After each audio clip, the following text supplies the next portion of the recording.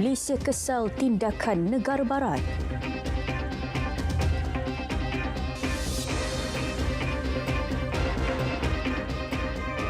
Assalamualaikum, salam Malaysia Madani. Berita tengah hari bersama saya, Faiz Syairanizam. Ini berita gembira dari Hangzhou, China. Kontingen Malaysia berjaya meraih pingat emas pertama pada Sukan Para Asia 2022 hari ini. Kejayaan itu diraih menerusi atlet Muhammad Nur Syaiful Zulkifli yang mengguli acara 100 meter kuat dada lelaki SB4. Dalam saingan tersebut, Muhammad Nur Syaiful berupaya menamatkan aksi final dengan catatan masa 1 minit 50.38 saat. Catatan itu juga menjadi rekod baharu untuk Sukan Para Asia. Butiran lanjut dalam segmen sukan sebentar nanti. Malaysia menzahirkan rasa kesal dengan tindakan beberapa negara barat yang tidak memberi tumpuan terhadap isu kemanusiaan yang terjadi kepada penduduk di Gaza. Jelas Perdana Menteri Datuk Seri Anwar Ibrahim, itu antara perkara yang disuarakan beliau ketika mengadakan pertemuan selama hampir 2 jam bersama Presiden Turkiye Recep Tayyip Erdogan.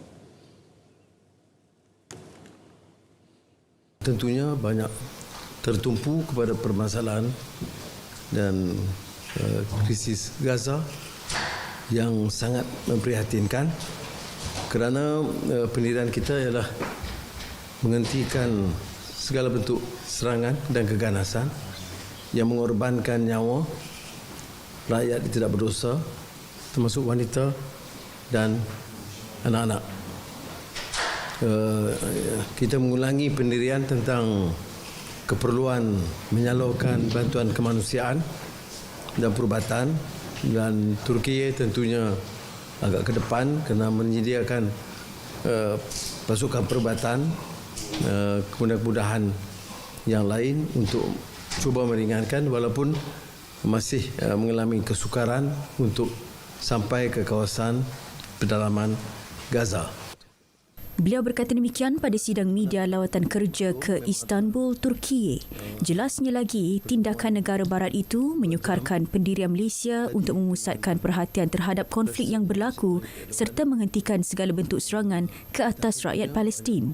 Pertemuan dua hal itu turut membincangkan isu perdagangan dan soal kerjasama yang dapat memberi manfaat kepada Malaysia dan Turkiye. Selepas bertemu Presiden Erdogan, Perdana Menteri meneruskan lawatan kerja 2 hari ke Mesir. Pesawat membawa Datuk Seri Anwar tiba di lapangan terbang antarabangsa Kahirah pukul 8.16 malam waktu tempatan bersamaan 1.16 pagi waktu Malaysia. Perdana Menteri yang diiringi Menteri Luar Datuk Seri Dr. Zamri Abdul Kadir disambut Menteri Pertanian dan Penembus Gunaan Tanah Mesir Muhammad Al-Qusir, Duta Besar Malaysia ke Mesir Zamani Ismail dan Timbalan Menteri Pelancongan, Seni dan Budaya Khairul Firdaus Akbar Khan. Agenda pertama Perdana Menteri sebaik tiba di Kahirah ialah menghadiri Majlis Ramah Mesra dengan 1,200 diaspora Malaysia di Mesir. Beliau dijadual mengadakan kunjungan hormat ke atas Presiden Mesir Abdel Fattah el-Sisi di Istana Al-Ittihadiyah. Fokus utama kunjungan itu bagi membincangkan usaha bersama kedua-dua negara dalam menyumbang penyelesaian krisis Palestin-Israel yang semakin meruncing. Perdana Menteri juga dijangka akan menekankan kepentingan laluan sempadan Rafah untuk penyaluran bantuan kemanusiaan ke Palestin. Datuk Seri Anwar turut dijadual bertemu Imam Besar Al-Azhar, Profesor Dr. Sheikh Ahmad Muhammad Ahmad Al-Tayyib. Hubungan diplomatik Malaysia-Mesir bermula sejak tahun 1959. Mesir merupakan rakan dagangan ketiga terbesar Malaysia di Afrika. Tahun lepas, jumlah perdagangan Malaysia-Mesir bernilai lebih 4.7 bilion ringgit, meningkat 24.8% berbanding tahun sebelumnya. Sementara itu, pada Majlis Ramah Mesra dengan diaspora Malaysia di Mesir, Datuk Seri Anwar turut menyentuh isu Palestin-Israel supaya diambil iktibar. Perdana Menteri menyeru golongan muda agar mempersiapkan diri mengangkat darjat martabat ummah menerusi kekuatan akidah, akhlak dan sahsiah, juga meliputi keterampilan disiplin dan ilmu dalam pelbagai bidang. Beliau juga sekali lagi menegaskan bahawa serangan Israel terhadap rakyat Palestin di Gaza perlu dihentikan segera, terutama terhadap golongan wanita dan kanak-kanak. Jelasnya, keengganan negara-negara barat untuk menjamin penyaluran makanan dan ubat-ubatan di Gaza juga membuatkan beliau bertemu dengan pemimpin-pemimpin negara Islam bagi meredakan tekanan terhadap rakyat Palestin. Kelantangan dan usaha Perdana Menteri bertemu dengan pemimpin Islam dari satu negara ke satu negara mendapat sokongan penuh diaspora Malaysia di Mesir. Mereka turut mengecam tindakan rejim Zionis yang menindas rakyat Palestin. Hari ini perasaan saya sangat gembira sebab peluang untuk bertemu dengan Perdana Menteri ini adalah satu peluang yang saya anggap seperti permata yang mendelik. Ini saya rasa satu perkara yang betul-betul luar biasa lah bagi seorang Perdana Menteri yang betul-betul bersungguh-sungguh untuk menyelesaikan isu di antara Gaza dan juga Israel. Dia sangat-sangat saya setuju peluang dan pekerjaan yang dilakukan oleh Perdana Menteri sendiri. Saya, ini adalah satu perkara yang bagus. Lebih-lebih lagi pada saat sekarang ni, di mana kita dapat lihat berlakunya peperangan dekat Palestin tu, dan kita dapat lihat ini merupakan langkah yang terbaik untuk negara Islam untuk lebih ke hadapan, dan kita dapat tunjukkan bahawa Islam ni tak lemah lah, dan yang dipimpin oleh Datuk Seri sendiri. So ini mungkin permulaan untuk kebangkitan bagi negara Islam. Mereka juga teruja dengan kesudian Perdana Menteri meluangkan masa menjawab soalan-soalan yang diutarakan walaupun beliau terikat dengan jadual yang padat. Kita orang rasa berbangga lah, seronok. Sebabnya sepanjang 6-7 tahun saya dekat sini, macam tak nampak kemungkinan untuk kita jumpa dengan PM, tapi kali ini kita berjaya lah jumpa. Seronok. Of course berbangga sebabnya kita orang kat sini dah lama juga. So perkembangan Malaysia dari segi politik ataupun apa-apa berkaitan dengan isu semasa Malaysia dapat dijawab serta-merta waktu diadakan question and ask kat sini. Hujan lebat berterusan hampir 2 jam malam tadi menyebabkan banjir di beberapa buah kampung di daerah Sik Kedah. Bagi mendapatkan perkembangan terkini, kita terus bersama Rashid Jali. Rashid? Terima kasih Faiz. 2 buah pusat pemindahan banjir di Sik ini iaitu di Balai Islam Tanjung Belit dan di Surau Kampung Belimbing masih lagi dibuka, dan satu pusat pemindahan sementara banjir di SK Cepet telah pun ditutup kira-kira pukul 9.30 pagi tadi. Dan mengulas lanjut mengenai keadaan banjir di sini, saya kini bersama dengan Pegawai Pertahanan Awam daerah Sik iaitu Lieutenant Haisul Aisyah Muhammad Nafiah. Baiklah Puan, boleh Puan terangkan sedikit mengenai keadaan semasa banjir di Sik? Okey, terima kasih dan selamat petang semua sekali. Kami di APM menerima laporan banjir pada petang kemarin dan melibatkan beberapa buah kampung, iaitu 11 buah kampung yang melibatkan 3 mukim di daerah Sik. APM telah menugaskan lebih kurang 35 orang anggota sepanjang operasi banjir ini yang melibatkan mangsa-mangsa terperangkap dan juga mangsa-mangsa OKU dan juga bayi.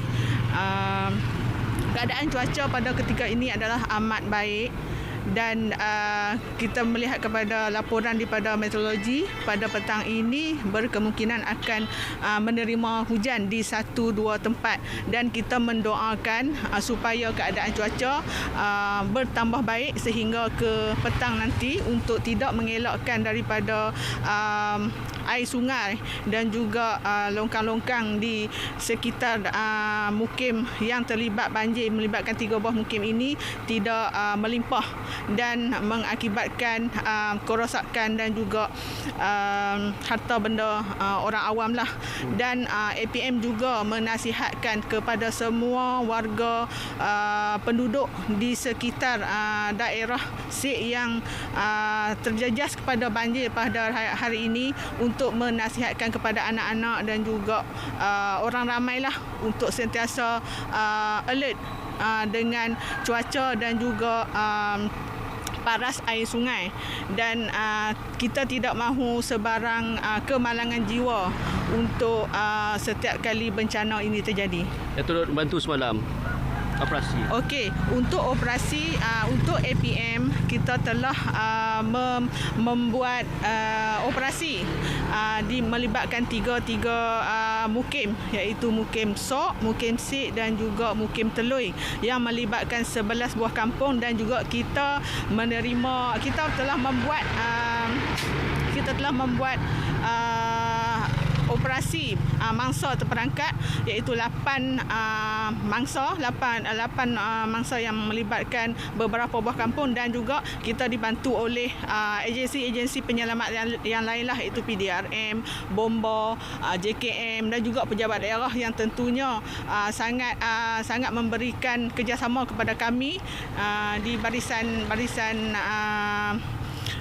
operasi di peringkat daerah Sik lah. Terima kasih Puan. Baik, itu dia tadi Pegawai Pertahanan Awam Daerah Sik, Lieutenant Pertahanan Awam Aisyah Muhammad Nafiah. Untuk itu kembali dulu bersama Faiz di Angkasa Puri. Silakan Faiz.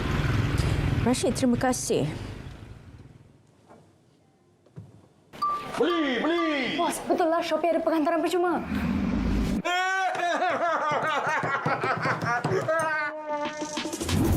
Kenapa bayar kalau dapat penghantaran percuma di Shopee? Beli sekarang di Shopee. Sidang Dewan Rakyat diminta menghentikan penyataan berbau negatif yang menyentuh sensitiviti keharmonian ketika berbahas. Laporan penuh kita langsung bersama Syamimi Saripan. Mimi? Hentikan isu dan pernyataan berbau negatif sehingga mengeruhkan suasana dan menyentuh sensitiviti keharmonian ketika berbahas di Parlimen. Yang di-Pertua Dewan Rakyat Tan Sri Johari Abdul turut meminta ahli Parlimen tidak menyentuh isu berbau peribadi yang menjurus kepada mana-mana pihak ketika bersidang. Yang Berhormat hendaklah menunjukkan tingkah laku yang terpuji semasa mengenengahkan isu-isu rakyat dan negara. Ahli Yang Berhormat hendaklah menjadikan kepentingan negara sebagai matlamat utama dan tidak menggunakan Dewan ini sebagai medan politik kumpulan maupun individu. Tugas yang dipertua dan timbalan-timbalan saya pula adalah mengawal selia mesyuarat dan memastikan kelancaran mesyuarat dengan peraturan-peraturan oleh ahli Yang Berhormat seperti yang jelas termaktub dalam peraturan mesyuarat Dewan Rakyat. Pada persidangan Dewan Rakyat minggu lalu, Dewan gamat dengan pertelingkahan melibatkan ahli Parlimen sehingga menjurus kepada panggilan Zionis dan Yahudi. Selanjutnya, jumlah pelaburan bagi dana KWSP dijangka meningkat kepada 700 bilion ringgit, iaitu peningkatan sebanyak 9% berbanding 2022 menjelang akhir tahun 2023. Perkara itu dinyatakan Timbalan Menteri Kewangan II, Datuk Seri Ahmad Maslan. Setakat Jun 2023, jumlah keseluruhan dana KWSP di pasaran domestik adalah sebanyak 665 bilion ringgit. Pelaburan KWSP berpandukan lokasi dana yang ditetapkan panel pelaburan KWSP pada setiap tahun. Bagi memastikan KWSP dapat mengoptimumkan pelaburannya dengan mampan, panel pelaburan KWSP sentiasa berpandukan alokasi aset strategik SAA yang mengalokasikan aset pelaburan KWSP dalam pelbagai kelas aset, geografi, mandat dan strategi selaras dengan objektif pelaburan KWSP sebagai sebuah dana persaraan. Beliau menjawab pertanyaan ahli Parlimen Sabak Bernam Kalan Salan di Parlimen. Dalam pada itu, Dewan turut dimaklumkan kerajaan kini sedang memuktamadkan keputusan mewujudkan akaun baru KWSP yang boleh diakses oleh ahli. Datuk Seri Ahmad Maslan berkata ia juga dijangka memberi manfaat secara menyeluruh terutama mereka dari golongan B40, M40 dan T20 ketika menghadapi kecemasan. Mulai tahun depan, Tan Sri Yang Ketua telah diumumkan dalam Belanjawan 2024, kita akan membuka satu lagi akaun untuk pencarum KWSP. Sekarang ini ada akaun 1 dan akaun 2. Apa yang diumumkan oleh Perdana Menteri, Menteri Kewangan, diumumkan akaun fleksibel. Kita akan mengumumkan tentang apa maksud akaun fleksibel ini. Yang akaun ketiga yang boleh diakses oleh semua ahli ini mulai tahun depan, akaun fleksibel. Bagaimana kaedahnya, berapa persen daripada simpanan itu boleh masuk dalam akaun fleksibel itu semua belum lagi diputuskan, tapi tujuannya adalah untuk membantu pengeluaran ketika kecemasan. Hasil libat urus bersama pihak berkepentingan berhubung isu penggunaan kalimah Allah akan dipersembahkan kepada Majlis Raja-Raja pada penghujung bulan ini. Menteri Dalam Negeri Datuk Seri Saifuddin Nasution Ismail berkata, dapatan daripada sesi itu akan menjadi panduan ke arah membentuk satu garis panduan baharu. Jelasnya ketika ini, hasil perbincangan telah dibentangkan kepada Majlis Kebangsaan bagi Hal Ehwal Agama Islam Malaysia MKI yang dipengerusikan Sultan Selangor Sultan Sharafuddin Idris Shah.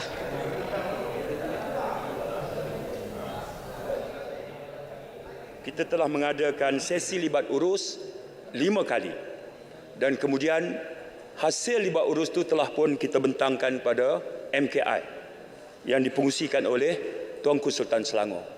Saya dipahamkan agenda tentang hasil libat urus itu sebagai satu cadangan ke arah membina arahan pentadbiran baru dijadualkan akan dibentangkan kepada masyarakat raja-raja yang akan bersidang di antara 25 hingga 27. Okey, itu hasil sekarang ini ya. 5 sesi libat urus itu melibatkan cendekiawan Islam, ahli akademik, sosiologi dan keselamatan awam, aktivis dalam bidang perundangan sivil dan syariah, Badan Pengurusan Syariah Malaysia dan Badan Pengurusan Keharmonian Agama. Bagi pelaksanaan pilihan raya melibatkan pelantikan pengawas di sekolah menengah akan dikaji Kementerian Pendidikan. Cadangan itu disambut baik dan akan dipertimbang sebagai usaha meningkatkan pemahaman mengenai amalan demokrasi bertepatan dengan pelaksanaan undi 18. Ahli yang berhormat, cadangan ahli yang berhormat kita akan mengambil kira, kita akan mempertikaikan dan yang itu satu cadangan yang juga sangat baik tentang pemilihan pengawas. Kami akan KPM akan mengkaji. Beliau menjawab persoalan wakil dari Indra Mahkota Datuk Seri Saifuddin Abdullah mengenai cadangan melaksana pilihan raya di sekolah menengah sekaligus mempersiap golongan remaja menghadapi pilihan raya akan datang. Sekian sahaja laporan dari Dewan Rakyat, kembali bersama Faiz Syahira di studio untuk perkembangan berita tengah hari. Silakan. Terima kasih. Saudara, kita akan kembali selepas ini. Beli! Betul, Shopee ada penghantaran percuma.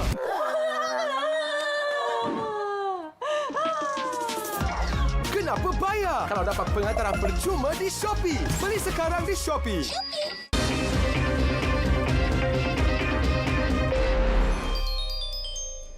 Nilai ringgit akan kembali stabil dalam tempoh jangka masa panjang. Pakar ekonomi berpandangan konflik yang berlaku ketika ini akan mula reda berikutan aktiviti pelaburan akan kembali rancak seperti sebelum ini dan akan menyebabkan nilai ringgit kukuh berbanding dolar Amerika Syarikat.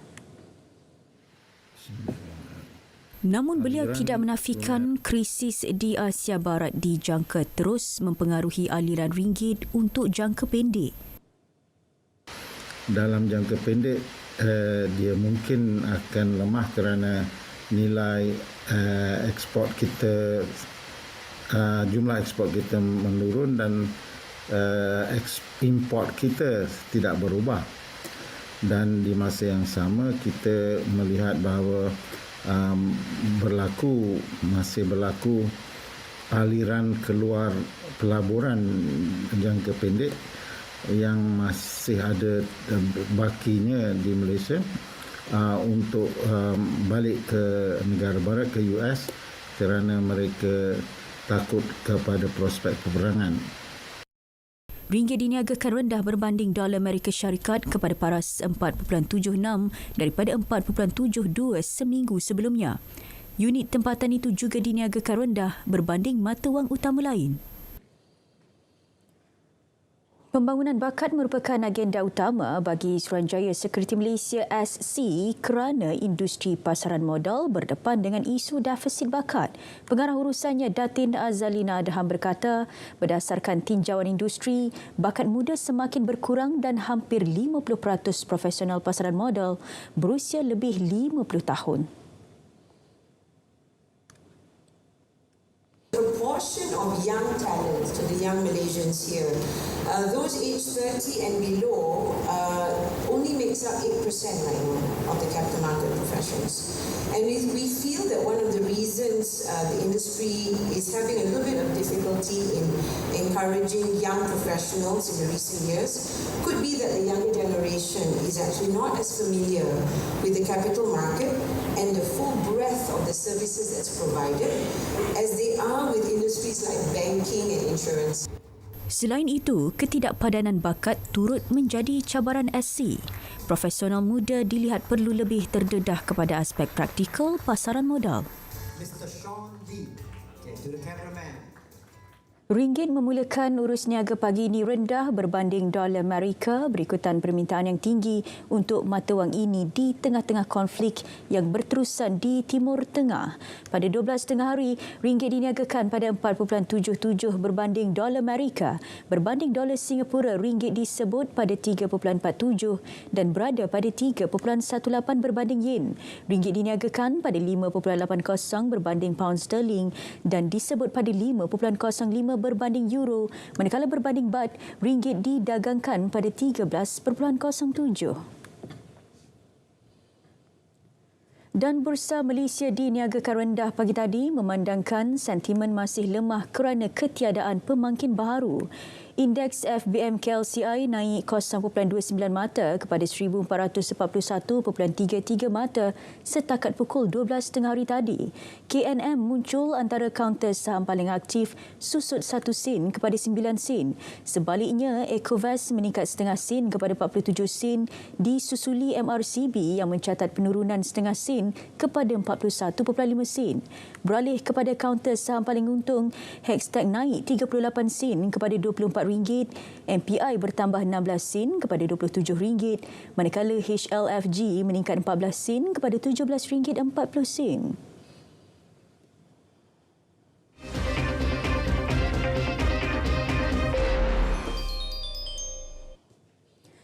Beralih ke perkembangan luar negara, konflik di Semenanjung Gaza semakin buruk. Menurut kenyataan Defence for Children International Palestine (DCIP), sejumlah 1,661 kanak-kanak terkorban akibat kekejaman rejim Israel. Angka tersebut direkodkan sejak pertempuran terkini meletus pada 7 Oktober. Dalam masa sama, media tempatan melaporkan seramai 27 kanak-kanak dibunuh tentera Israel di tebing barat. Jumlah kematian membabitkan kanak-kanak mungkin meningkat susulan terdapat 1,400 mangsa masih hilang. Kanak-kanak Palestin yang terselamat dalam siri pengeboman di seluruh Gaza kini mengalami krisis kemanusiaan yang teruk. Sementara itu, Pertahanan Awam Palestin memaklumkan mereka berdepan kekurangan peralatan untuk pencarian para syuhada. Lebih 1,000 mayat masih berada di bawah runtuhan. Sementara itu, sebanyak 5 agensi di bawah PBB gesa dunia melipat ganda usaha bantu Gaza. Ia berikutan krisis kemanusiaan membelenggu wilayah itu yang dilihat semakin membimbangkan. Perkara tersebut didedahkan menerusi kenyataan oleh Program Pembangunan PBB, UN Population Fund, UNICEF, Program Makanan Sedunia dan Pertubuhan Kesihatan Sedunia. Agensi PBB itu turut gesa gencatan senjata dan akses kemanusiaan tanpa had di seluruh Gaza bagi membolehkan petugas menyampaikan bantuan kepada mereka yang memerlukan.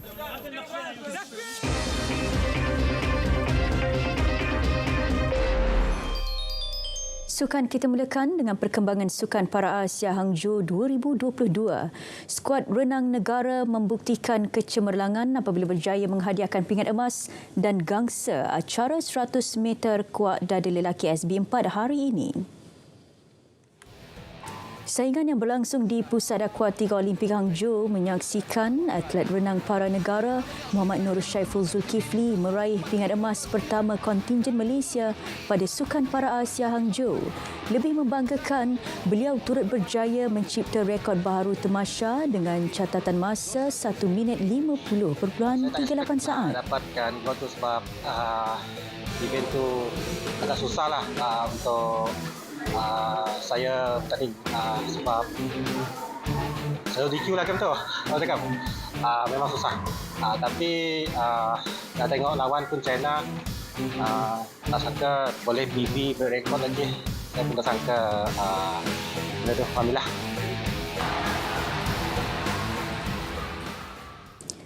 Dan ini pula perkembangan Sukan Tempur Dunia 2023 di Riyadh, Arab Saudi.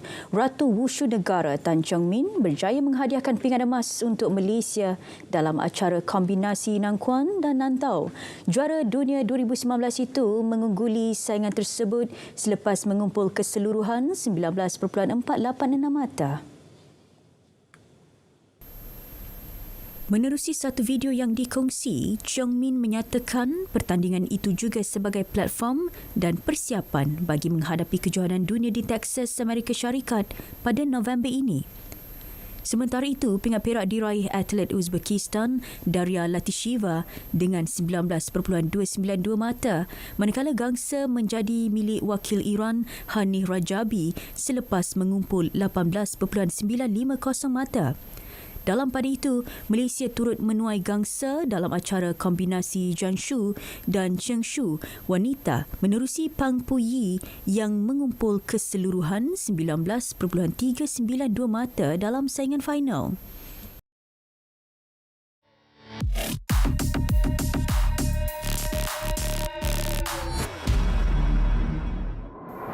Tular di TikTok, kononnya kerajaan mengharamkan bendera Palestin dibawa masuk ke stadium pada perlawanan akhir Pesta Bola Merdeka 2023 Selasa lalu. Hantaran video itu mengundang salah faham sehingga mengundang komen negatif pengguna media sosial yang lain. Lebih teruk, ada yang mendakwa peraturan dibuat sebagai tanda sokongan negara kepada Israel. Semakan pasukan Biar Betul mendapati tuduhan yang dilempar merupakan fitnah. Menurut polis, hanya bendera pasukan bertanding boleh dibawa masuk. Beberapa lagi barangan lain turut disenarai sebagai barangan yang dilarang.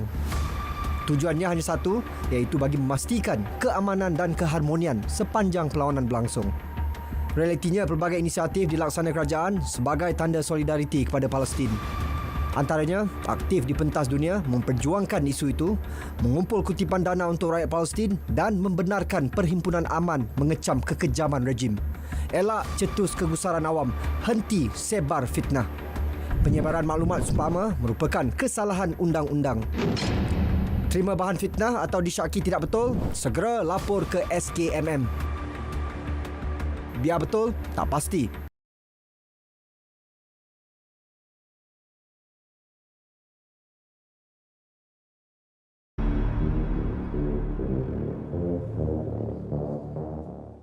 Saudara, berita tengah hari berakhir di sini. Saya Faiz Syairah Nizam, Malaysia Madani tekad perpaduan penuhi harapan. Assalamualaikum.